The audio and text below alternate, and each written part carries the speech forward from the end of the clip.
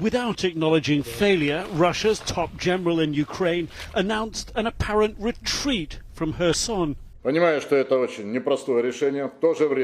This is a very difficult decision. At the same time, we will save, most importantly, the lives of our troops and the overall combat effectiveness of the troops. An admission of defeat that has been foreshadowed for several weeks. Civilians forced to evacuate east across the strategic Dnipro River. The Russian flag gone from Kherson's main administrative building.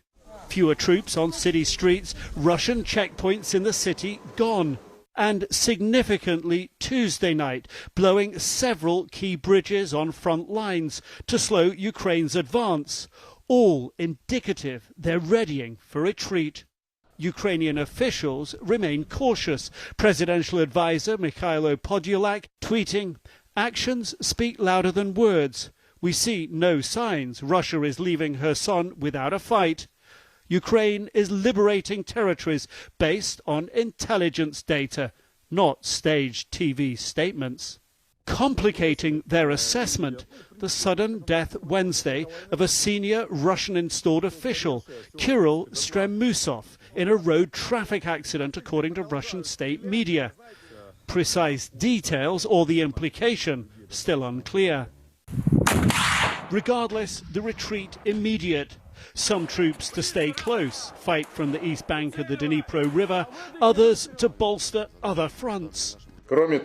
Part of the forces and means will be released, which will be used for active operations, including offensive ones, in other directions in the operation zone. Losing Kherson is a huge blow to Putin. Captured in the opening days of the war, it will be the first regional capital to be retaken by Ukraine. Less than 6 weeks since Putin illegally annexed it and declared it part of Russia. Ukrainian forces have been readying to retake Kherson for months and finally appear poised to do so, if it's not a trap. Nick Robertson, CNN, Kramatorsk, Ukraine. Volodymyr Zelensky is among those who doubt that Russian forces plan to retreat from Kherson anytime soon. Ukraine's President and First Lady Olena Zelenska sat down for an exclusive interview with CNN's Christian Amanpour. Zelensky said his troops will proceed with caution, take no unnecessary risks when it comes to Kherson. He also told Christian Russia has been sending mixed messages about its real intentions. So they're ready to defend this region, and they're not ready to leave the city. And the fact that they are in these homes means that they are seriously preparing. But we are also seriously prepared for these developments. But we're not considering this as just one single operation. We have a strategy and different directions. The full interview with the Zelenskys on Amanpour, that's 6 o'clock in the evening in London, 8 p.m. in Kyiv, right here with Christian Amanpour on CNN. Let's go live now to Kyiv for more on this. Selma Abdulaziz is joining us with the very latest. So we're expecting this sort of battle for Kherson anytime soon, at any moment. It does appear that the Russians are sending in their elite forces, if anything, and the officials have been withdrawing.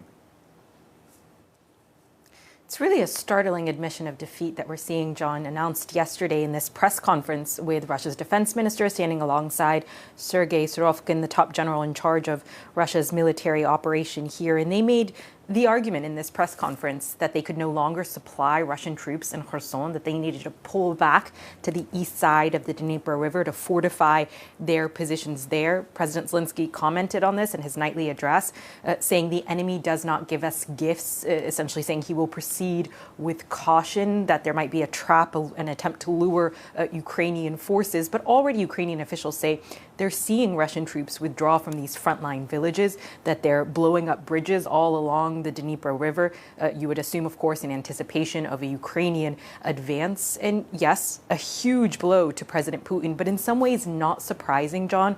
We have for days now heard these reports that there is a lessened Russian presence in Kherson, less checkpoints, also Civilians, families have been evacuated, forced out of their homes essentially over the last few weeks, forced to the east side of the Dnipro River as well. So yes, Ukrainian forces proceeding with caution here, asking the question, what state will they leave Kherson city in? Will it be booby-trapped? Will there be mindset? How realistic is this announcement?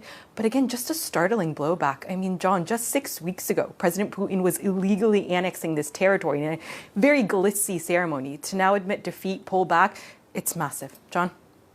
Yeah, it makes you wonder what's going on, doesn't it? Selma, thank you. Selma Abdelaziz in Kyiv.